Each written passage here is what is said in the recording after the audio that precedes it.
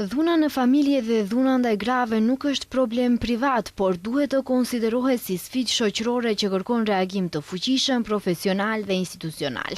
Ky ishte mesazhi që u dërgua nga Tryeza e Rrumbullakët me temë sfidat në ofrimin e mbështetjes dhe mbrojtjes për viktimat e dhunës ndaj grave dhe dhunës në familje, të organizuar nga ministri i Brendshëm Panço Toshkovski. Shpresoj se do të arrijmë në konkluzione që do të zbatohen dhe që do të lejojnë që çdo rast specifik të trajtohet sa më shpejt dhe në mënyrë të drejtë të jetë e mundur, duke siguruar njëkohësisht që viktimat të izolohet mënjëherë nga abuzuesi. Pyetja e parë do të jetë se si ta largojmë abuzuesin sa më shpejt të jetë e mundur, veçanërisht fëmijët, në mënyrë që të mos kemi efekte anësore shtesë. Sipas statistikave botërore, çdo orë vriten nga 5 gra si pasojë e dhunës në familje. Zëvendës ministri i Drejtësisë Alen Derevan theksoi se në vendin ton, nga 90% e denoncimeve viktima është grua. Çdo orë në botë më shumë se 5 gra vriten nga antar i familjes së tyre.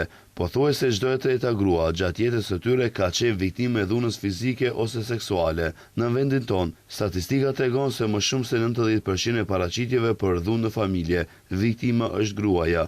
Këto nuk janë të dhëna statistikore, nuk bëhet fjalë për numra të thjeshtë, por bëhet fjalë për jetë, familje, tragjedi që kanë mundur të parandalohen. Prokurori Anita Topalova-Isajlovska deklaroi se mbi 1000 procedura i kanë trajtuar për lëndime trupore si pasojë e dhunës në familje. Nga viti 2024 deri sot janë evidentuar 1715 procedura për lëndime trupore të kryera gjatë dhunës në familje. Nga këto procedura 798 janë stopuar për shkak të tërheqjes së denoncimit nga viktima. Pikërisht për këtë ndryshimet e fundit në kodin zgjedhor paraqesin një përparim të madh. Ato i mundsojnë prokurorit publik për ndjekjen penale ta bëjnë sipas detyrës zyrtare dhe të veprojë edhe në situata kur viktima nga frika dhe varësia tërhiqet nga përndjekja penale. Ndërsa gjykatësi Besnik Avdia tregoi shifrat e shqiptimit të masave për abuzuesit. Për vitin 2025 kemi 230 kërkesa, nga të cilat 208 janë nga qendra për punë sociale, 19 nga persona fizike dhe 3 kërkesa nga MPB. Gjithsej janë kryer 217 procedura, kurse në vitin 2026 kemi 35 propozime, prej të cilave 10 prej qendrës sociale dhe 15 nga persona fizik.